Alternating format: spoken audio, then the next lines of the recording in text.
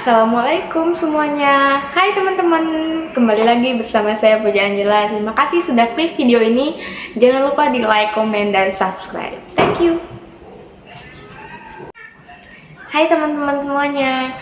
Jadi di video kali ini aku bakal cerita ke kalian perjalanan aku sebelum masuk Undip itu bagaimana. Aku bakal spill di sini dari awal sampai aku keterima di Undip. Jadi pas SMA itu aku jurusannya IPA. Nah di kelas 10 itu sebelum masuk IPA itu kan ditanya dulu alasan masuk IPA apa tujuannya, nanti kalau kamu kuliah masuk jurusan apa gitu kan. Nah waktu awal masuk aku ngambil jurusan IPA itu aku tuh pengen masuk kesehatan. Pas awal kuliah pas kuliah aku pengen masuk kesehatan. Nah tapi kan nggak tahu ya, seiring berjalannya waktu pikiran kita itu bisa berubah-ubah. Waktu itu aku diajar sama guru PKN aku, mungkin yang satu sekolah sama aku tahu gurunya siapa. Diajar tuh sama beliau dan akhirnya aku suka pelajaran sama ibunya dan aku suka pelajaran yang beliau ajar. Bukan berarti aku nggak suka pelajaran IPA, aku juga suka pelajaran IPA, tapi lebih tertarik gitu ke pelajaran PKN waktu itu. Sampai akhirnya pas di kelas 10 itu guru yang ngajar aku, ibu yang ngajar mata pelajaran PKN itu nyaranin, kamu nanti kuliahnya di Fakultas Hukum Undip aja, ibunya bilang gitu. Tapi aku nggak tahu tuh Undip itu di mana, terus fakultasnya apa aja, jurusannya apa aja, aku benar-benar nggak tahu sama sekali. Jadi lama-lama kelas 11 ibunya juga yang ngajar, kelas 12 juga ibunya yang ngajar. Dan pada akhirnya di kelas 12 aku mantepin tuh belajar itu dan udah tekad banget buat ngambil jurusan ilmu hukum di Undip. Sebagai guru IPA pun menyarankan aku untuk masuk ke jurusan yang sesuai sama jurusan aku pas SMA. Wajar kan? Emang aku hargai banget masukan-masukan dari semua guru-guru aku. Tapi aku sendiri yang udah bertekad banget tuh masuk hukum Undip, walaupun pada akhirnya aku nggak tahu bakal keterima atau enggak. Jadi sampailah pas pendaftaran SNMPTN, aku bener-bener cuman masukin satu jurusan doang. Aku ngambil jurusan, waktu itu kan ada 3 jurusan dengan 2 univ. Aku ngambil Universitas Diponegoro dan pilihan pertama, jurusannya yang pertama itu ilmu hukum. Yang kedua itu bahasa Jepang, yang padahal aku sendiri nggak tahu itu bahasa Jepang itu apa, aku asal ngambil aja guys yang pilihan kedua. Kalau aku keterima di bahasa Jepang Undip, aku nggak tahu tuh di FIB itu, mungkin aku yang paling bodoh kali ya, bahasa Jepang aku bener-bener nggak pernah belajar sama sekali.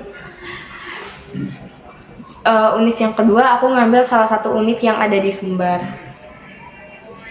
Terus sebelum itu kan banyak juga tuh teman-teman yang support ngambil hukum Undip, sama yang kayak melarang gitu, kamu kan IPA jangan ngapain ngambil hukum gitu-gitu.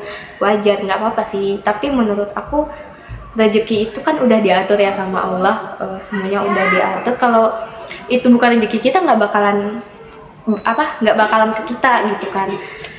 Aku cuman mikirnya gini, kalau misalnya aku ngambil jurusan yang aku sendiri nggak tertarik, ketika aku lolos di universitas yang itu, aku bisa jadi bimbang dan bisa jadi ngelepas jurusan itu kan. sayang sekolahnya kita kena blacklist ya, sekolah kita kena, terus adik-adik kelas kita juga bakal kena imbasnya. Aku mikirnya gitu. Tapi ketika aku ngambil jurusan yang sesuai dengan keinginan aku, ketika aku lolos, itu rezeki aku. Ketika aku nggak lolos, aku nggak bisa menyalahkan yang lain karena itu pilihan aku. Aku prinsipnya kayak gitu. Sampai pada waktu pengambilan SNMPTN itu kita dibantu sama salah satu guru yang ada di bagian TU. Iya, bagian TU. Aku masih ingat bapaknya.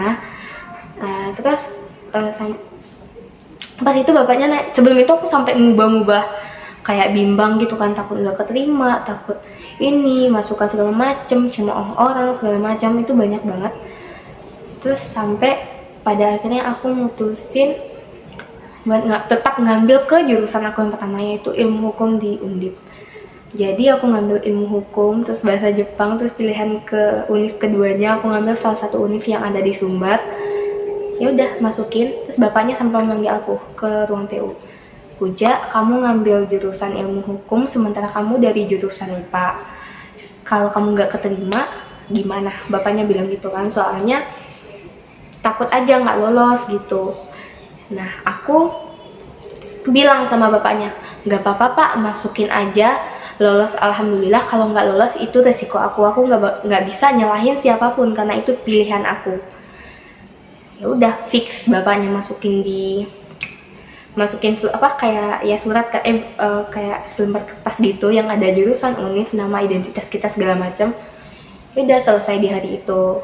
Nah, sampai aku waktu itu benar-benar yang cuman daftar itu SNMPTN itu Undip doang, aku nggak daftar yang apa sih namanya, yang PTKIN apa sih, pokoknya yang kayak masuk di UIN, terus masuk di YEN, terus ya kayak gitu aku nggak masukin, bener-bener cuman Undip doang nih, cuman SN doang yang aku masukin, yang lain itu nggak ada cadangan, misalnya kayak masukin stikes atau poltekes atau apapun gitulah, perguruan tinggi aku nggak masukin karena memang tujuannya aku itu di ilmu hukum, jurusan ilmu hukum, Fakultas Hukum Undip. Flashback belakang, aku tuh pernah dulu pas kelas 12, itu tahun 2016 bulan Agustus, aku lupa, aku sama teman sekelas aku itu pergi main ke belakang sekolah. Sekolahku itu di belakangnya tuh kayak ya ada bukit gitu, terus kita main sampai aku nulis di kertas HVS, aku nulis Fakultas Hukum Universitas Diponegoro, insya Allah aku sampai nulis itu, dan fotonya itu masih ada sampai sekarang, nanti aku spill di sini. Jadi bener-bener se-excited itu aku buat masuk Undip waktu itu, nggak tahu kenapa. Nah, sebelum masukin SNMPTN itu juga ada sosialisasi dari Undip sendiri. Kebetulan kakak tingkat kita ada lulus Undip tahun 2016. Jadi namanya itu kan Solo Undip. Nah, anak Kota Solo, Kabupaten Solo itu ke sekolah kita buat promosiin Undip, terus kuliahnya gimana, jurusannya apa, sampai aku dikasih kayak brosur gitu, aku baca semuanya.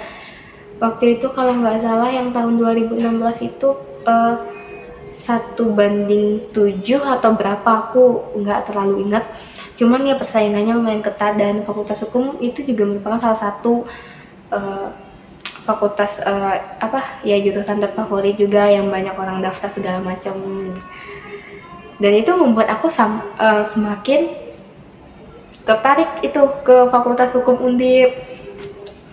Udah ya, sampai itu yang cerita sebelum masuk Undipnya. Kita cerita pas aku udah ngambil SNMPTN. Nah, pas udah ambil SNMPTN kan nunggu hasil. Aku nunggu hasil sampai aku ikut les di Gama.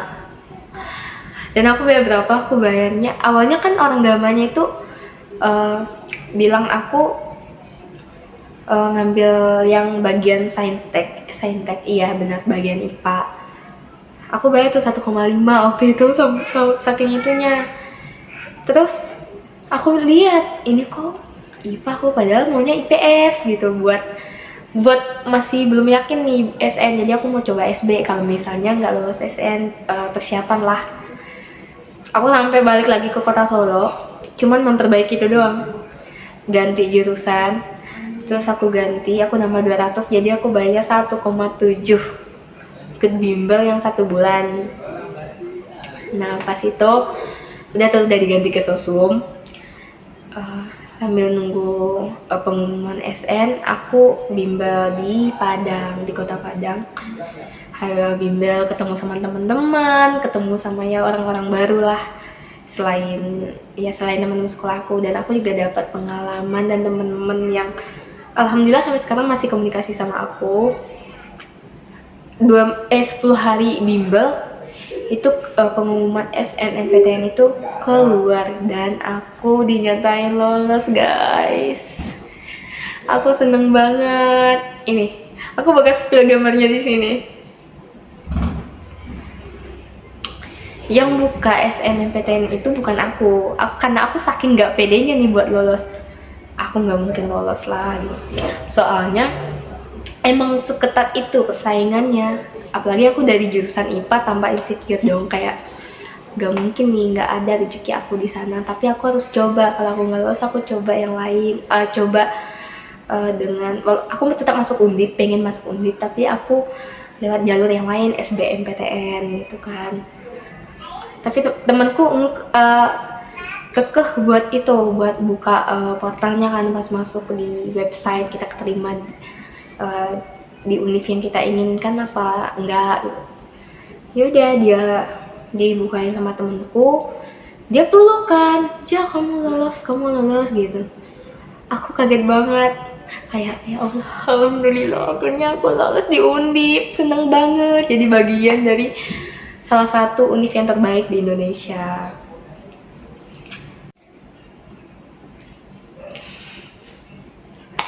Sebelum aku dinyatakan lolos itu, aku ya intinya berdoa sama Allah.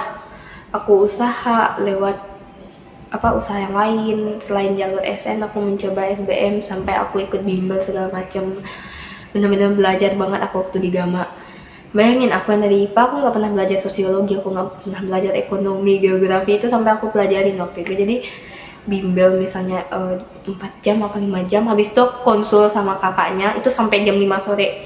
Jadi aku berangkat bimbel tuh kadang jam 7, baliknya jam 5 sore atau jam 6 itu nyampe kos biasa mandi ini segala macem. Habis sholat isya aku belajar lagi guys sampai jam 11 malam. Saking itunya pengen kuliah. Ya selama 10 hari ya aku belajar kayak gitu terus, dan aku nggak lupa juga, aku selalu berdoa sama Allah, aku sholat tahajud, aku sholat duha buat dimudahkan semuanya. Dan alhamdulillah Allah menjawab doa-doaku. Kalau untuk nilai masuk ke Undip itu aku gak tahu ya, soalnya nilai aku juga ada yang turun naik gitu. Gimana ya, kadang emang iya sih untuk SNMPTN itu memang untung-untungan rezeki-rezekian, tapi buat kamu yang kalau itu emang udah untuk kamu, dia bakal ke kamu gitu. Gimana sih caranya? Kalau itu udah rezeki kamu, dia nggak bakalan beralih sama yang lain. Aku intinya gitu aja sih. Sebab kalau ditanya nilaiku juga nggak yang grafik naik gitu, kayak ya biasalah kadang setara turun naik gitu-gitu. Jadi nggak yang grafiknya naik. Intinya kamu usaha, berdoa, lakuin semampu kamu, jangan lupa sholat tahajud. Terus misalnya hasilnya nggak sesuai sama apa yang kamu pengen, mungkin Allah pengen kamu lewat jalur yang lain atau lewat jalan yang lain dan ada jalan yang lebih baik. Aku mikir positifnya gitu waktu dulu. Kalau aku mikir negatifnya, pasti aku bakal netting terus kan, kayak negatif thinking terus, kayak nggak ada percaya diri gitu sih menurut aku. Jadi kalau ditanya kamu masuk Undip, kok bisa masuk Undip, ya Allah udah memilihkan kalau itu yang terbaik untuk aku gitu guys. Aku ingat banget waktu aku diantarin sama orang tua aku ke Padang, itu aku sampai bawa kasur, selimut, bantal, semuanya, toples yang isinya itu kerupuk kulit, bener-bener penuh banget. Itu selama 10 hari aku makan itu guys. Tapi sekali-kali aku beli makanan di luar juga. Tapi selama 10 hari itu ya intinya makanan pokok aku itu ya kerupuk kulit itu sama cabai yang udah dikeringin. Itu enak banget. Saking itunya saking pengennya gitu belajar dan masuk di univ yang aku inginkan, diantarin orang tua. Nah 10 hari itu pas udah pengumuman SNMPTN keluar, aku dinyatain lolos, aku bersyukur banget. Nah aku dijemput lagi tuh sama orang tua ke Padang buat balik ke Kabupaten Solo. Ya udah, aku udah ngurus-ngurus berkas, aku udah ngurus-ngurus semuanya ke sekolah. Semua guru, teman-teman ngucapin selamat buat aku. Jadi aku udah ngurus semuanya, berkas-berkas yang harus dikirim ke Semarang. Waktu itu aku ngirimnya di nama daerah sebelahku itu namanya Malalo. Nah aku ngirim berkasnya ke sana lewat orang yang di sana. Dia kan kerja di Padang Panjang kalau nggak salah, jadi dikirimnya lewat pos Padang Panjang. Tapi nggak jadi guys. Besok paginya dijemput lagi sama ibu aku buat dikirim ke pos yang di Kabupaten Solo. Aku lupa sih itu kenapa bisa aku kirimnya di Padang Panjang, padahal itu pengirimannya itu maksimal itu kalau nggak salah hari Rabu tanggal berapa aku lupa. Nah aku ngirimnya baru hari Kamis. Kata bapak yang di TU ini udah dikonfirmasi ke pihak unifnya dan alhamdulillah itu aman. Setelah semuanya beres, waktu itu aku nggak ngambil bidik misi sebab aku mendengar sebelah pihak aja ya, ada yang ngomong kalau kita ngambil bidik misi nilai kita itu harus naik terus, nggak boleh turun. Dan aku takut kan nggak bisa mempertahankan nilai yang sama atau membuatnya ya grafiknya naik. Aku nggak tahu soalnya nilai kita itu pasti bakal ada naik turun. Katanya kalau udah 3 kali naik turun atau apa itu beasiswa kita itu dicabut terus dibalikin lagi. Nah gitu-gitu, jadi aku mikirnya ya udah deh nggak usah diambil bidik misinya, nggak usah masukin bidik misi, SN aja. Jadi kayak aku emang SNPTN doang waktu itu tanpa bidik misi, makanya harus ngirim berkas duluan ke Undip. Setelah itu verifikasinya aku lupa tanggal berapa dan itu emang harus ke Semarang. Waktu itu keluarga aku ternyata orang tua aku mendukung banget. Keluarga aku sangat mendukung aku buat kuliah, orang tua, kakak aku, adik aku, terus ya beberapa keluarga yang lain juga mendukung aku buat kuliah di Undip. Awalnya aku kira biaya segala macam itu udah beres, udah ada. Waktu itu aku ingat banget jam 5 subuh, kan kalau di tempatku jam 5 subuh itu masih gelap, itu baru azan subuh. Habis sholat, ya jam 5 lewat itu aku bangun, terus bapak sama ibu aku ini keluar nih, tapi aku nggak tahu sama adik aku yang cowok. Sampai aku tungguin bapak sama ibu aku di pintu, aku buka pintu terus aku nungguin tuh, ini orang tua aku kemana ya, kok nggak izin sama aku mau kemana, kan akunya jadi ragu waktu itu. Aku berdiri di pintu liatin kendaraan lewat, tapi masih karena subuh jadi masih sepi. Terus bapak aku datang sama ibu aku, terus aku duluan masuk ke dalam duduk, terus ibu sama bapak aku langsung meluk aku, langsung melukan. Terus bapakku ngomong gini, bahasa Padangnya itu kayak gini, puja kue kuliah yo nak, maafkan apa yo biaya masih apa carian.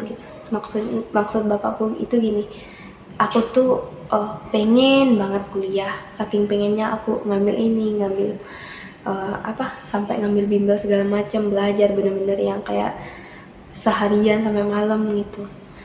Dan ternyata bapakku subuh sama ibuku, subuh itu bapak sama ibuku keluar itu nyari pinjaman guys, nyari pinjaman duit buat aku kuliah di Undip Semarang. Bapakku rangkul aku, ibuku juga rangkul aku, orang tua aku nangis, aku juga ikutan nangis waktu itu. Terus bapakku sampai bilang gini, Puja pengen banget buat kuliah, apapun bakal bapak lakuin sama ibu. Puja nggak boleh berhenti kuliah, bapakku bilang itu. Itu bapakku keluar itu nyari pinjaman dan belum dapet. Aku terdiam. Sebelumnya aku udah mikir biaya itu udah ada semua, tapi ternyata emang nggak ada guys, nggak ada, orang tuaku nggak ada biaya waktu itu. Aku nangis, terus aku rangkul mereka kan. Aku rangkul mereka, terus aku ngomong kayak gini, ya udah kalau misalnya bapak sama ibu nggak ada biaya, nggak usah dipaksain, Puja nggak usah kuliah. Aku ngomong kayak gitu. Aku mikir kayak gini, aku memang pengen kuliah, tapi ekonomi orang tuaku nggak mengizinkan waktu itu. Bapakku langsung ngomong gini, nggak boleh, pokoknya Puja harus kuliah, harus ngambil PMDK yang udah keluar, pokoknya harus kuliah di Semarang, Puja nggak boleh berhenti. Bapakku bilang gitu. Nggak ada uang bapak pinjemin, nggak ada ini bapak jual, ini segala macem. Bapakku sampai bilang gitu sama ibu aku. Saking pengennya aku kuliah, karena emang aku juga pengen kuliah. Terus aku bilang, aku nggak mau ngerepotin bapak sama ibu sampai minjem segala macem sama yang lain. Ibuku masih kekeh, pokoknya harus kuliah, Puja harus kuliah. Itu rangkulanku masih belum lepas guys sama orang tuaku. Aku dipeluk waktu itu, ya gimana sih, kayak kita dirangkul sama orang tua kita, terus biaya nggak ada, sementara hati kita pengen kuliah, dan orang tua kita juga pengen kita kuliah. Itu di sana aku hampir berhenti buat kuliah di Undip.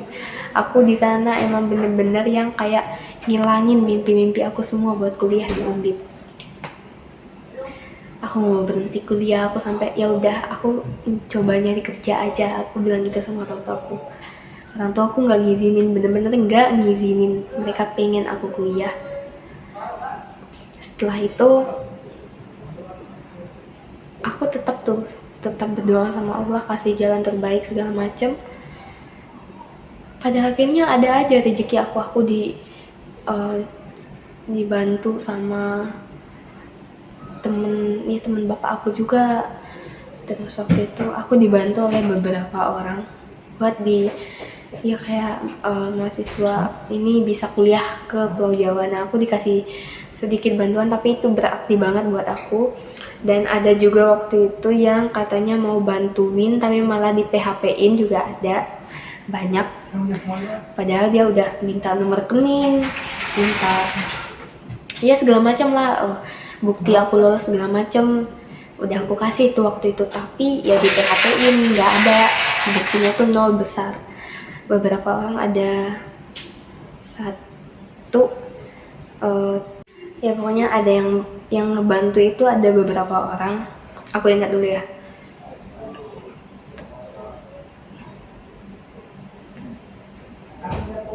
Iya, ada 3 orang waktu itu yang ngebantu aku buat ongkos aku waktu verifikasi ke Semarang. Aku dibantuin, terus alhamdulillah orang tuaku waktu itu juga ada dapat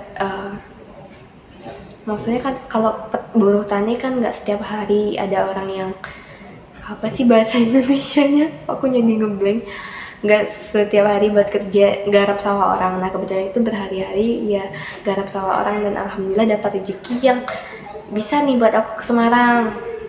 Ya udah, pas udah cukup aku dibeliin koper, aku masukin baju aku tuh, udah senang akhirnya bisa kuliah di Undip.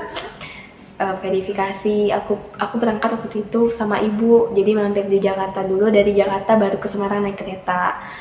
Nyampe Semarang aku dijemput sama anak IKMI itu Ikatan Mahasiswa Minang, organisasi mahasiswa Sumbar yang ada di Semarang. Dijemput terus dikumpulin kita yang dari Sumbar, yang anak SNMPTN dikumpulin di Sekre. Ya udah, nanti ada kakak pembimbing itu kakak yang bakal ngurusin kita selama beberapa hari di Semarang pas verifikasi. Setelah verifikasi aku langsung ngambil ngekos tuh di Kos Hikmah, yang sering aku Kos Hikmah mungkin kalian buat teman-teman aku tahu aku ngekos di mana. Nah aku langsung ngambil ngekos di sana, dan per bulannya itu sekian. Waktu itu aku bayar ke kos itu 850, itu udah ada tempat tidur, lemari, terus gantungan handuk buat jemur handuk, mukena gitu.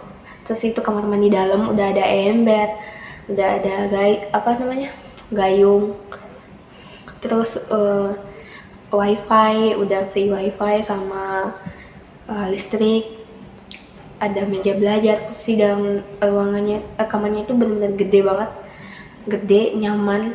Ya udah, ibuku ngambilin aku di sana. 850 udah dikasih itu uang panjarnya buat aku di bulan Agustus balik ke Semarang. Itu bulan Mei. Habis itu kan kita bakal kuliahnya bulan Agustus, ya udah dikasih panjarnya. Pas udah selesai tuh verifikasi segala macam, nah aku udah dapat alma mater Undip. Itu aku seneng banget dapat alma mater, dikasih topi, dikasih baju olahraga warna putih waktu itu. Nah, alma mater itu langsung aku pakai nih, kayak seneng gitu. Nanti aku bakal spill video aku pakai alma mater pertama di sini. Setelah semuanya beres, jadi aku udah dapat KTM, kartu tanda mahasiswa, udah dapat alma mater, udah dapat semuanya. Pokoknya tinggal masuk aja, udah tes kesehatan, verifikasi, terus apalagi ya waktu itu ada 3 hari. Nah, pas itu udah bener-bener kelar, baru aku balik lagi nih ke Padang, karena lumayan lama, ada sekitar 2 bulan kurang, ya 2 bulan kurang lah buat masuk lagi di bulan Agustus. Nah, otomatis kan aku pulang lagi sama ibu aku. Pas nyampe rumah, beberapa hari nyampe rumah, aku ke sekolah lagi nih. Terus ada guru aku ngomong kayak gini, Puja jadi kuliah. Jadi kirain nggak jadi, dia bilang gitu kan guru aku. Terus aku kok kayak gitu?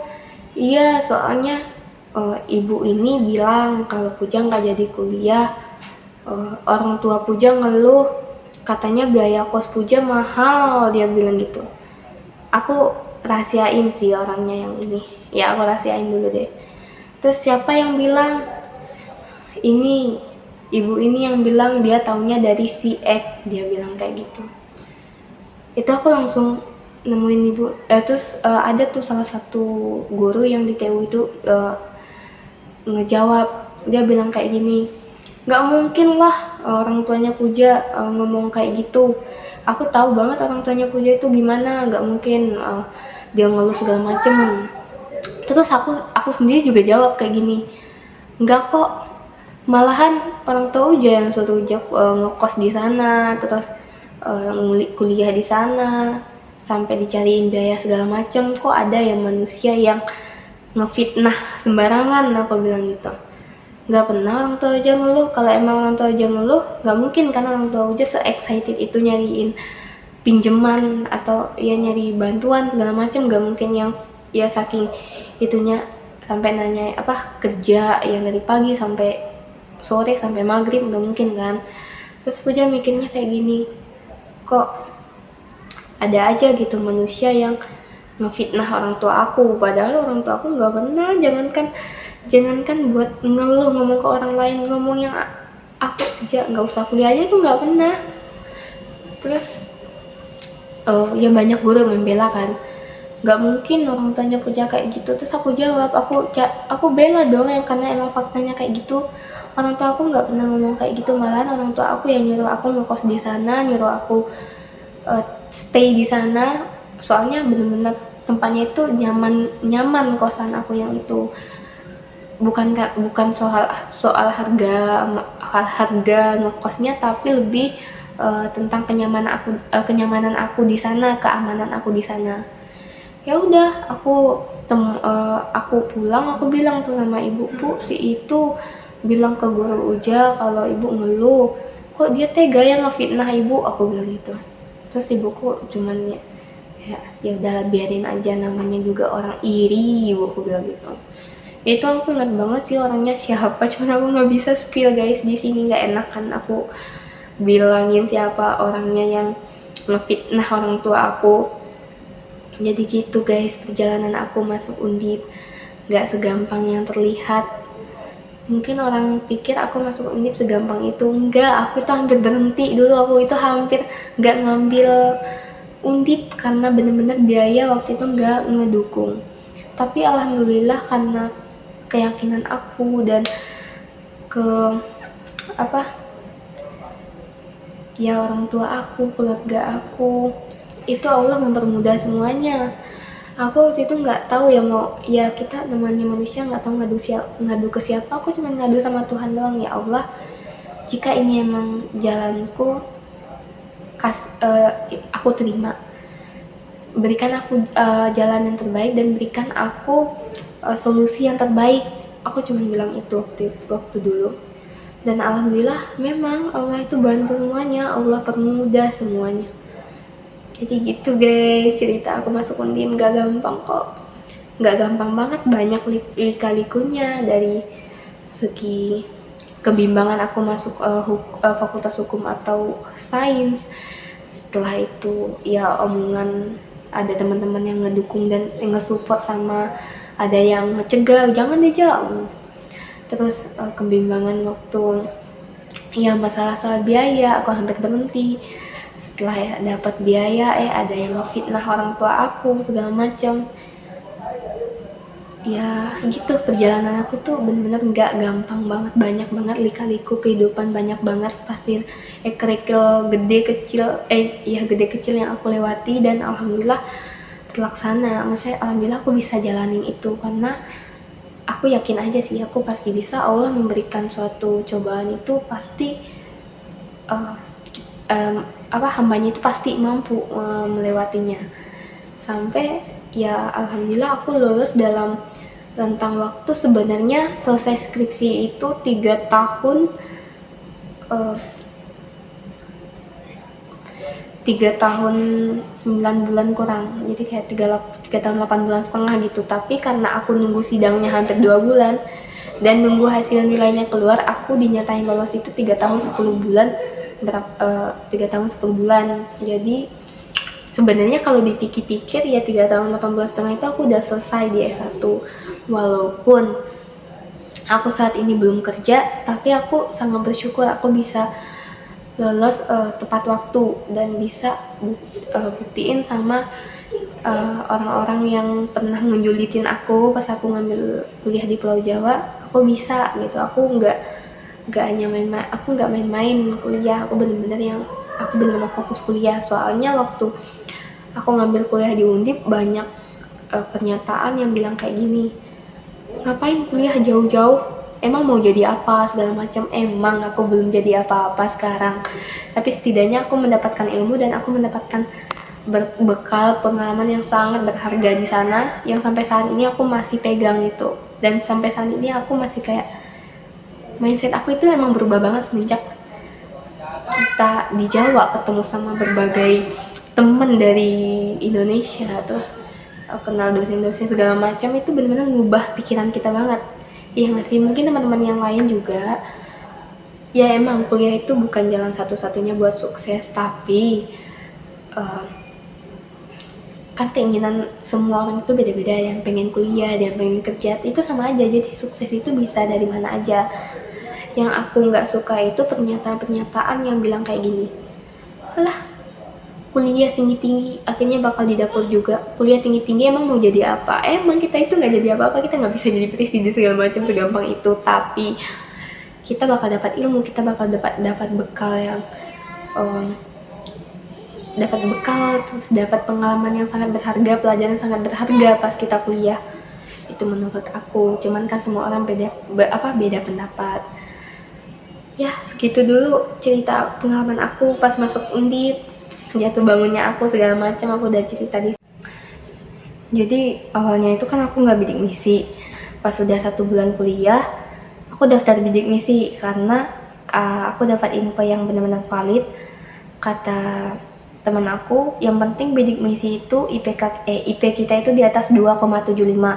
Walaupun dia naik turun, misalnya IP kita di semester 1 itu 3,5 sekian, di semester 2 3,4, di semester 3 3,7, atau enggak turun lagi 3,6 berapa gitu.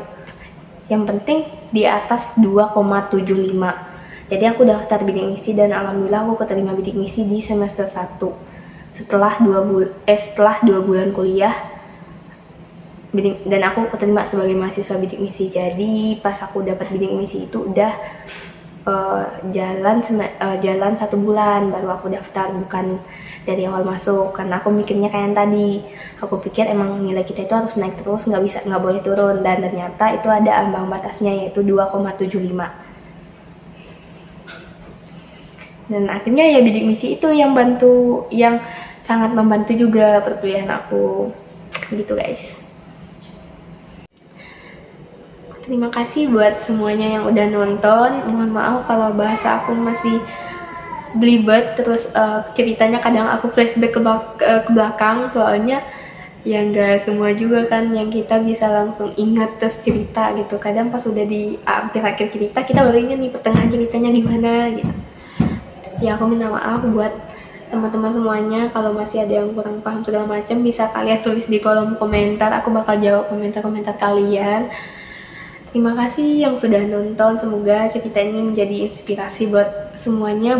Intinya buat adik-adik aku yang masih SMA, kalau kalian pengen kuliah, insya Allah pasti ada jalannya, yang penting kalian usaha, diiringi doa, dan jangan lupa sholat 5 waktu, sholat tahajud, doa orang tua, dan semangat dalam diri kalian sendiri.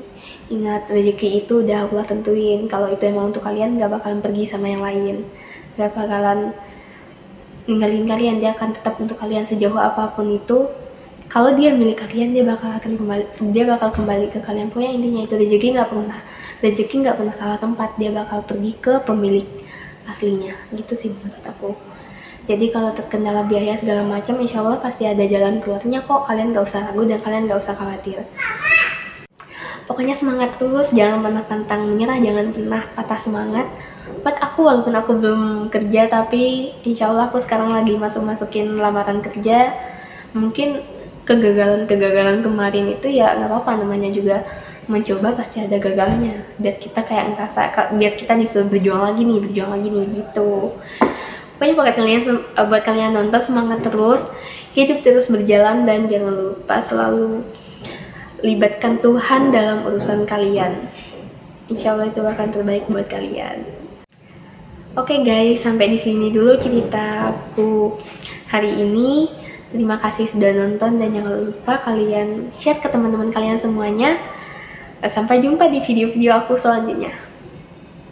Assalamualaikum.